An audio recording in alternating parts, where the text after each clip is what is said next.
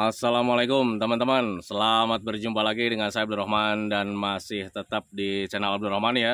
Dan masih tetap juga mengupas tentang seputaran gangguan asam lambung dan anestesi psikosomatis. Nah, di season kali ini saya akan share video tentang sensasi di bagian perut gitu teman-teman ya. Karena banyak juga orang-orang yang terkena gangguan asam lambung dan anestesi psikosomatis kemudian ketika mengalami sensasi di bagian perut gitu teman-teman ya, selalu mengalami kebingungan. Itu yang pertama gitu teman-teman, dan kemudian yang keduanya selalu mengalami ketakutan. Nah itu teman-teman, nah, makanya bagi teman-teman yang sekarang sedang mengalami hal tersebut gitu teman-teman ya, tolong tonton videonya sampai habis, jangan di skip biar kalian nanti mengerti, biar kalian nanti paham, dan ketika mengerti dan paham kalian bisa menanganinya dengan mudah. Kemudian kalian juga tidak mengalami ketakutan. Nah itu teman-teman, nah, makanya tolong tonton videonya sampai habis, jangan di skip. Dan kemudian seperti biasa ya, bagi teman-teman yang baru bergabung, kalau seandainya kalian mau bertanya tentang seputaran gangguan asam lambung dan anestesi psikosomatis, alangkah baiknya kalian tonton dulu video-video saya sebelumnya, karena untuk seputaran gangguan asam lambung dan anestesi psikosomatis semuanya sudah saya share ya. Dari mulai cerita saya yang terkena gangguan asam lambung dan anestesi psikosomatis, kemudian merasakan 1001 macam sensasi yang sangat tidak nyaman, itu sudah di-share teman-teman ya. Dan kemudian bagaimana cara menangani setiap sensasi yang hadir, itu juga sudah di-share. Nah makanya biar lebih jelas, biar lebih detail, alangkah baiknya kalian tonton dulu video-video saya sebelumnya. Nah itu teman-teman ya.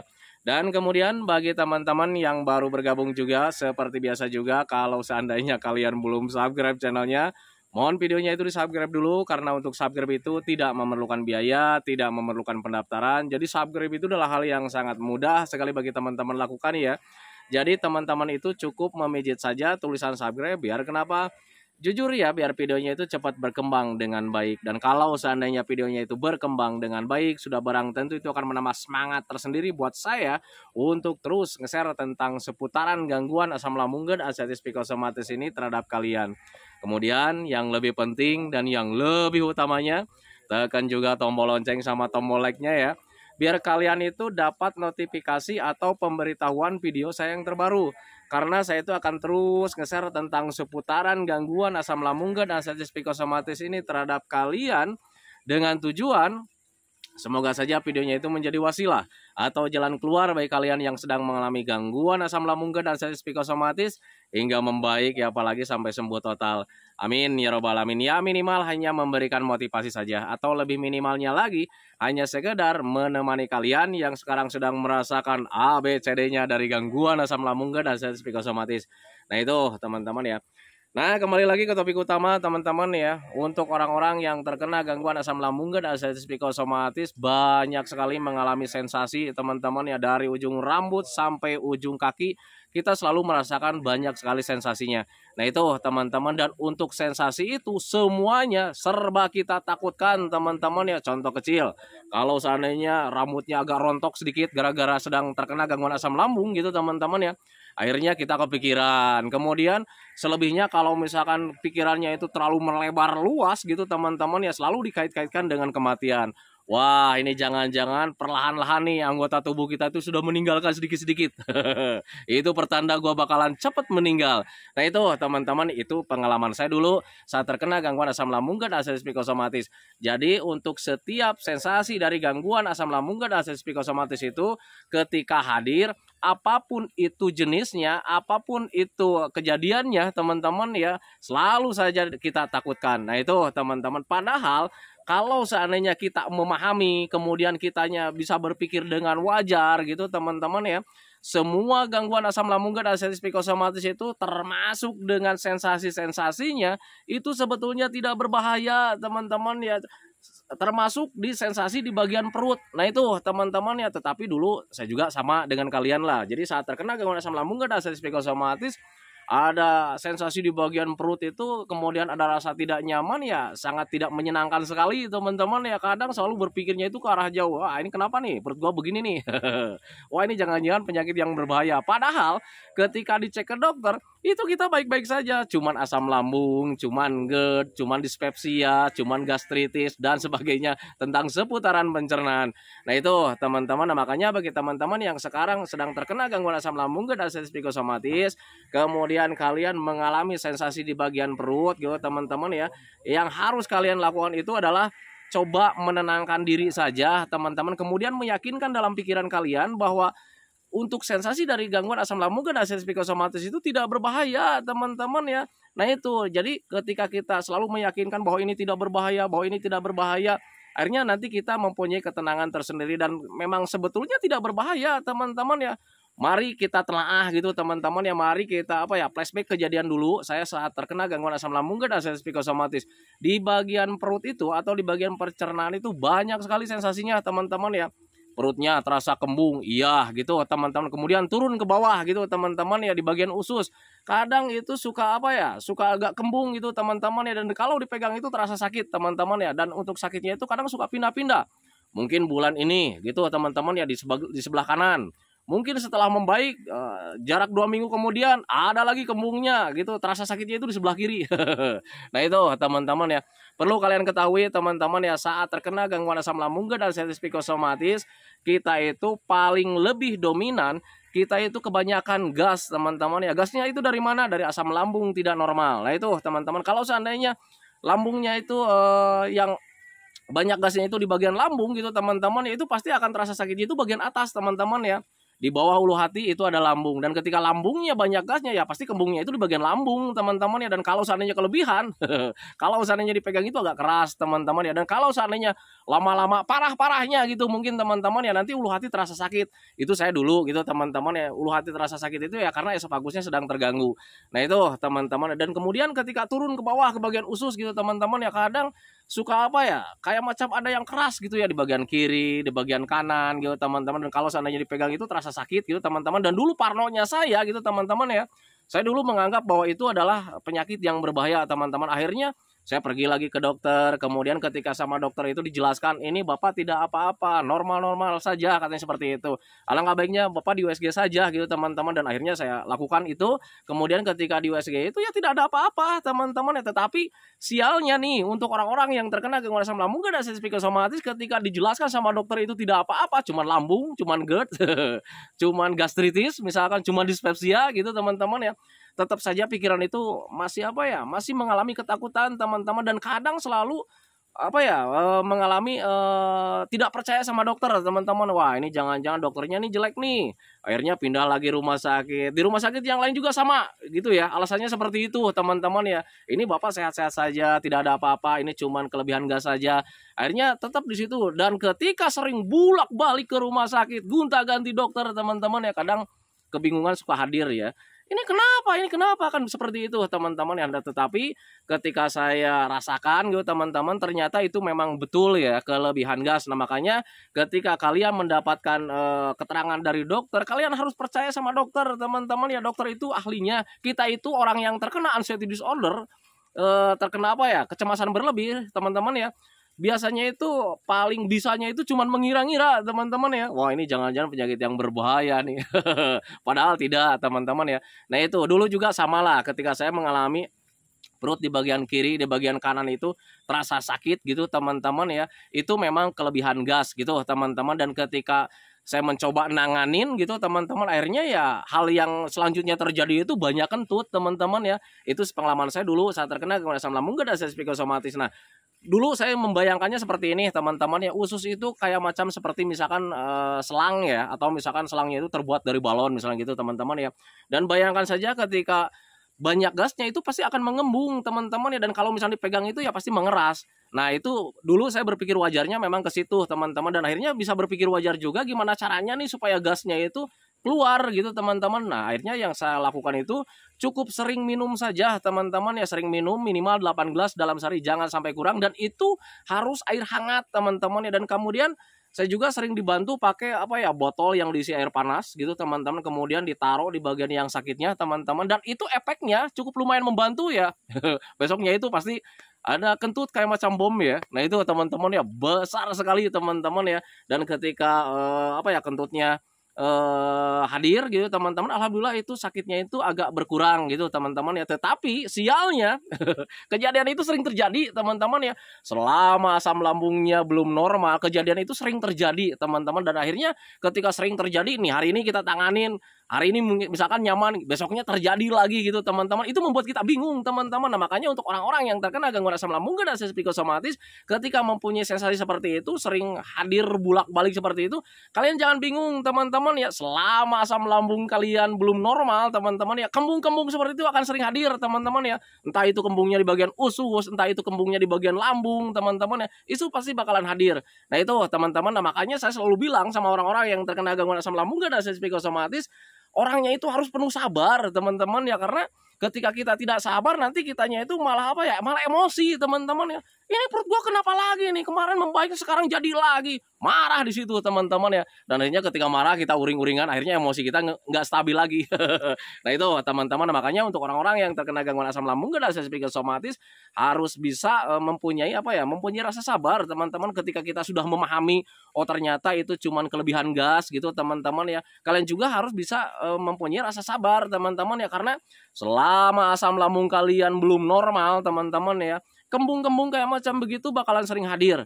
Nah itu teman-teman, makanya usahakan dari mulai sekarang kalian sering tangani gitu teman-teman. Kemudian usahakan juga gimana caranya nih supaya asam lambungnya itu tetap stabil, kan gitu teman-teman ya. Dengan cara seperti apa?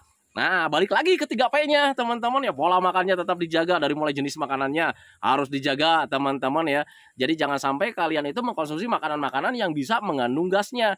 Nah itu teman-teman, tetapi ada juga orang yang mengelak ya, kayak macam dulu saya gitu teman-teman ya, ini makanan ini udah dijaga nih kan gitu teman-teman ya, tapi ini kembung hadir terus gitu kan ya, sakit perutnya itu di bagian kiri dan kanan itu selalu hadir teman-teman ya. Ini dari apa lagi gitu teman-teman ya, ternyata yang menyebabkan gas asam lambung itu tidak normal gitu teman-teman ya, penyebabnya ada dua teman-teman. Yang pertama, dari makanan yang tidak sehat atau dari makanan yang kurang cocok untuk penderita gangguan asam lambung. Nah itu yang pertama gitu teman-teman. Kemudian yang keduanya itu bisa dari efek stres atau terlalu banyak pikiran teman-teman. Dan biasanya untuk orang-orang yang terkena gangguan asam itu berpikirnya itu tentang hal-hal negatif ya. Wah ini penyakit ini lama nih membaiknya kan gitu ya teman-teman ya.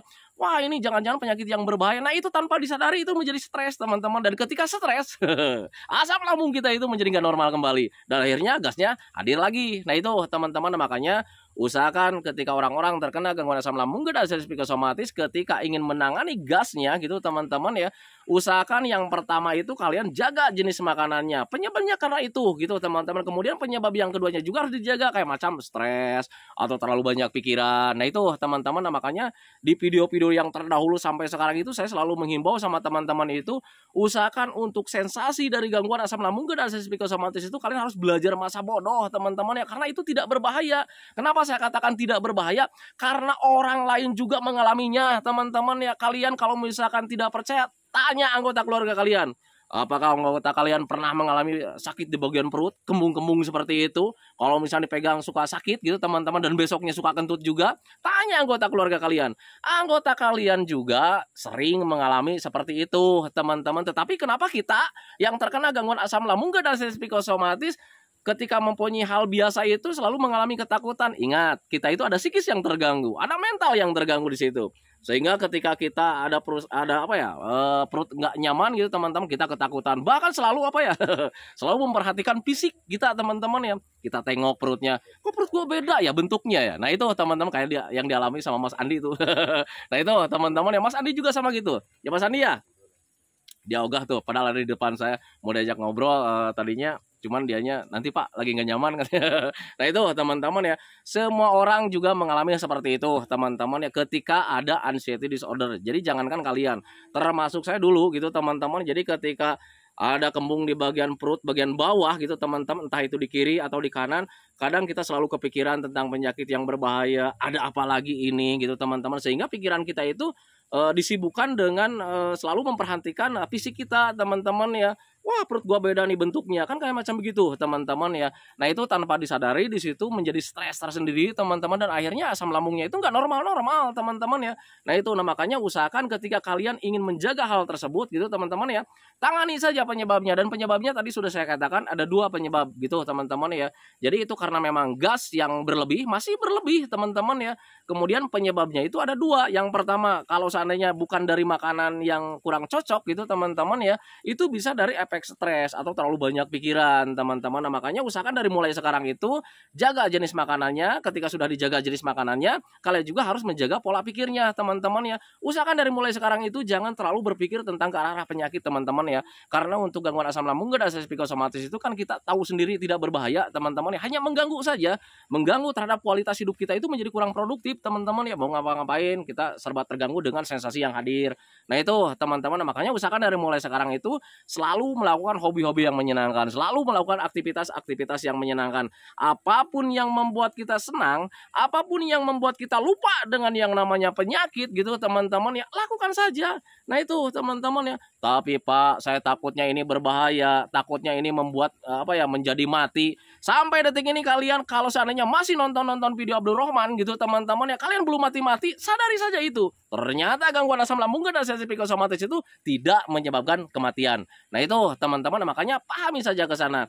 Jadi saat terkena gangguan asam lambung dan asam psikosomatis, ketika kalian banyak sekali sensasi di bagian perut teman-teman ya, kalian jangan terlalu terlalu khawatir gitu teman-teman. Kalau seandainya sama dokter itu kalian dinyatakan baik-baik saja, ya sudah kalian itu baik-baik saja teman-teman ya. Tetapi kalau misalnya kalian diperiksakan ke dokter gitu teman-teman ya, oh ini harus ditangani dengan serius. Nah itu kalian juga harus turutin apa kata dokter. Nah itu teman-teman. Tetapi kalau misalnya sama dokter itu kalian cuman asam lambung gitu teman-teman, kalian cuman GERD atau misalkan dispepsia fungsional gitu teman-teman, atau misalkan gastritis teman-teman ya, itu untuk saya pribadi banyak sekali diagnosanya dulu, cuman lupa lagi teman-teman ya.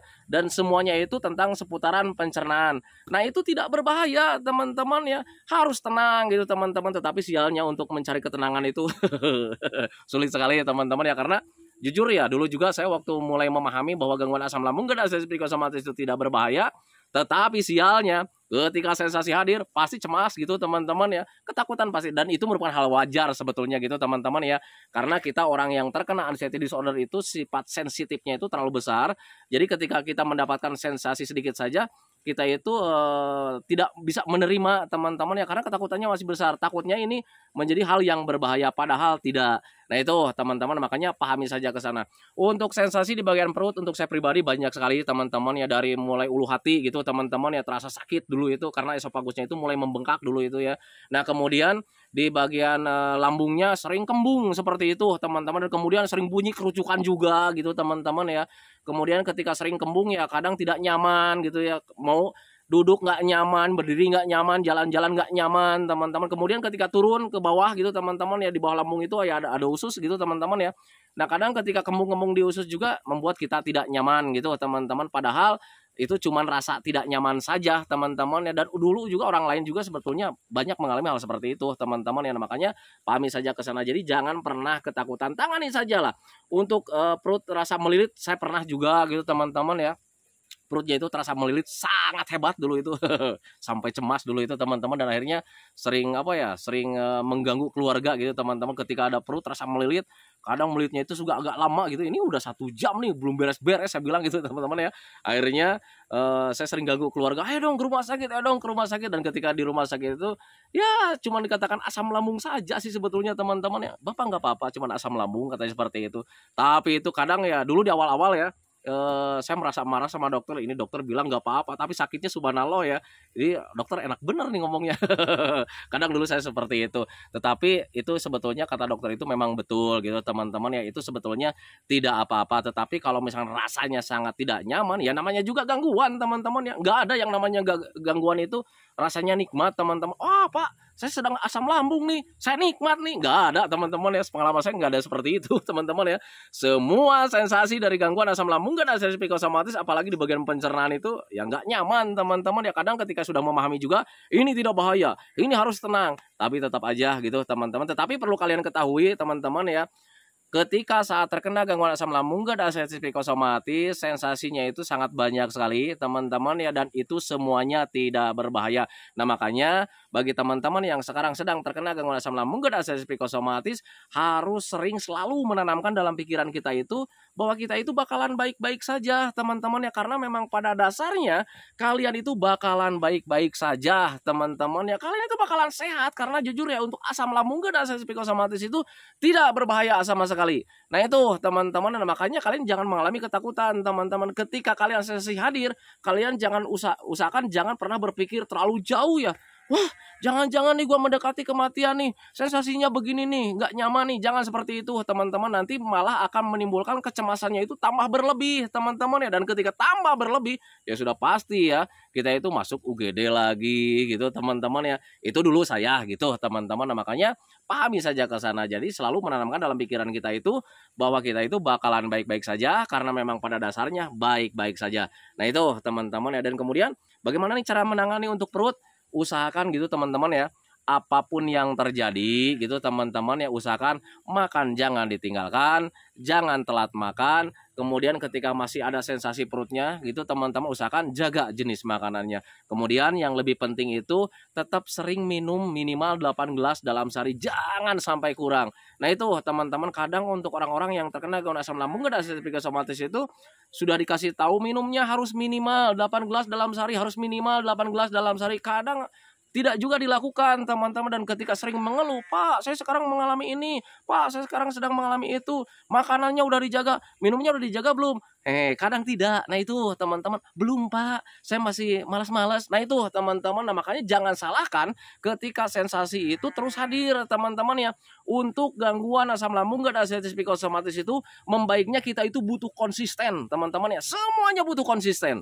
Nah itu teman-teman, dari mulai pola makan kita butuh konsisten gitu teman-teman. Kemudian dari minumnya kita butuh konsisten. Kemudian dari jalan-jalannya, dari olahraganya, dari hiburannya kita butuh konsisten. Ada aja salah satu yang kita tidak lakukan dengan konsisten teman-teman ya, itu terasa percuma teman-teman ya. Itu sepengalaman saya dulu saat terkena gangguan asam lambung dan sensitif psikosomatis. Nah makanya saya selalu share video-video tentang pemahaman teman-teman ya, biar kalian itu cepat membaik. Karena jujur untuk gangguan asam lambung dan sensitif psikosomatis itu obatnya hanya metode dan kemudian kekonsistenan kita saat menjalankan metodenya. Nah itu teman-teman, jadi obatnya itu bukan obat yang kalian konsumsi, bukan herbal yang kalian konsumsi teman-teman. Nah makanya di awal-awal saya share video tentang seputaran aslam, saya nggak jual obat teman-teman, saya nggak jual herbal teman-teman ya, karena obatnya ada dalam diri kalian masing-masing. Nah itu teman-teman ya, jadi obatnya itu metode 3P, kembali lagi pola makannya dijaga, harus konsisten itu menjaganya. Kemudian pola hidupnya juga harus dijaga, dan itu juga harus konsisten jaganya. Kemudian pola pikirnya hindari stres, itu juga harus konsisten teman-teman ya. Kalian harus konsisten menjalankannya gitu teman-teman. Salah satu kalian tidak konsisten jalani, itu terasa percuma. Pak saya itu pola makannya sudah dijaga, pola hidupnya sudah dijaga, tapi pola pikir belum bisa dijaga, terasa percuma teman-teman ya. Tapi Pak agak sulit untuk menjaga pola pikir gitu kan teman-teman ya. Nah di situ makanya kuncinya adalah belajar masa bodoh. Nah itu teman-teman, yang penting kalian selalu menanamkan dalam pikiran bahwa kita itu bakalan baik-baik saja karena ini tidak berbahaya teman-teman. Nah makanya fokus saja di kegiatan-kegiatan yang menyenangkan. Ketika kalian sering bergerak, sering hiburan, sering melakukan hobi-hobi yang menyenangkan, nanti stresnya atau pola pikirnya itu terkendalikan atau terkelola dengan sendirinya, tergantikan dengan kesenangan-kesenangan. Nah itu teman-teman ya, kesenangan itu bisa melupakan segalanya teman-teman ya, termasuk di penyakit. Nah itu teman-teman ya, makanya ada pepatah mengatakan bahwa kesenangan itu bisa melupakan segalanya. Itu memang betul teman-teman, jangankan utang-utang ya, penyakit juga bisa kita lupakan. Nah itu teman-teman ya, kenapa untuk gangguan asam lambung dan sensitif psikosomatis itu harus kita lupakan teman-teman ya, karena 99% teman-teman ya, asam lambung dan sensitif psikosomatis bermainnya itu di psikis teman-teman ya, bukan di pencernaan. Kalau seandainya pencernaan itu cuma 1%, jangan terlalu diperhatikan, kalian jaga makan saja udah beres. Nah itu teman-teman, tengok tetangga kalian, tengok keluarga kalian juga sering mual-mual seperti itu, sering kembung, sering mencret, sering perutnya itu terasa melilit gitu teman-teman. teman-teman ya, dan mereka baik-baik saja. Nah itu teman-teman, tetapi kalian yang terkena anxiety disorder, kalian malah sewot. Nah ini kenapa begini, nah ini kenapa begitu, wah jangan-jangan kematian. Nah itu teman-teman, makanya untuk gangguan asam lambung dan anxiety psikosomatis itu harus dilupakan teman-teman, karena itu gangguan biasa, gangguan rumahan. Yang lebih dominan itu di 99% itu main di psikis gitu teman-teman ya. Hindari stres dengan cara seperti apa? Selalu melakukan hobi-hobi yang menyenangkan, selalu melakukan aktivitas yang menyenangkan, biar nanti stresnya itu teralihkan dengan hal-hal yang menyenangkan. Ketika kalian perasaan dan pikirannya itu menyenangkan teman-teman ya, di situ nanti ada cuek teman-teman ya. Ketika sakit perut kalian mengalami cuek kayak orang lain yang tidak terkena anxiety disorder. Ketika kalian kembung, kalian akan baik-baik saja kayak orang lain. Ada rasa cuek di situ. Orang lain juga akan cuek. Ketika datang, kenapa lu sekarang jalannya begitu? Lagi nggak enak badan nih, perutnya lagi kembung. Orang lain kan begitu, teman-teman ya. Di situ orang lain itu mempunyai rasa cuek gitu, teman-teman. Nah, makanya ketika kalian nanti belajar masa bodoh, selalu melakukan hobi-hobi yang menyenangkan, ada kesenangan hati dan pikiran gitu, teman-teman ya. Kalian cueknya juga bakalan hadir dan kayak normal kayak orang lain. Ketika kembung kalian cuek. Nah, itu teman-teman ya, yang tidak membuat kalian nyaman itu karena kalian terlalu sensitif. Ada kembung-kembung sedikit, kaliannya tidak cuek. Selalu diperhatikan itu yang namanya kembung, selalu diperhatikan itu yang namanya sakit. Kenapa ini sakit? Kenapa ini kembung? Sudah tahu itu hal biasa, itu gas, orang lain juga mengalami. Nah itu teman-teman, makanya pahami saja ke sana. Jadi untuk orang-orang yang terkena gangguan asam lambung dan anxiety psikosomatis, ketika kalian mengalami sensasi di bagian perut, kalau seandainya kalian sudah diagnosa sama dokter itu tidak apa-apa teman-teman ya, cuman asam lambung saja, cuman GERD saja, cuman gastritis saja, cuman apa lagi ya, lupa lagi saya. Pokoknya untuk sensasi asam itu banyak ya untuk saya pribadi teman-teman ya. Kalian jangan khawatir teman-teman, percayakan sama dokter saja. Jadi yang harus kalian lakukan itu belajar masa bodoh, yang penting 3P-nya harus konsisten. Nah itu teman-teman, biar kalian itu cepat membaik dari gangguan asam lambung dan anxiety psikosomatis. Nah itu teman-teman ya. Nah itu teman-teman ya videonya, semoga saja videonya itu menjadi wasilah buat kalian, semoga saja videonya itu menjadi pencerahan buat kalian ya, minimal hanya sekedar menemani kalian lah yang sekarang sedang merasakan tidak nyamannya dari gangguan asam lambung dan anxiety psikosomatis. Kemudian seperti biasa sebelum saya akhiri videonya, saya selalu mendoakan sama teman-teman itu, semoga saja teman-teman itu cepat sehat lagi, cepat sembuh lagi, cepat kembali lagi keadaan kalian yang dulu, baik semangatnya, moodnya, tertawanya, pokoknya kehidupan kalian yang berwarna itu semoga saja cepat kembali lagi, karena memang saya yakin 100% bahwa keadaan kalian yang dulu itu sangat dirindukan sekali. Nah itu teman-teman, kemudian doakan saya juga teman-teman ya, agar saya itu tetap sehat, tetap kuat, tetap ceria, agar masih bisa tetap menemani kalian. Nah itu teman-teman ya, saya hentikan videonya teman-teman ya. Assalamualaikum warahmatullahi wabarakatuh.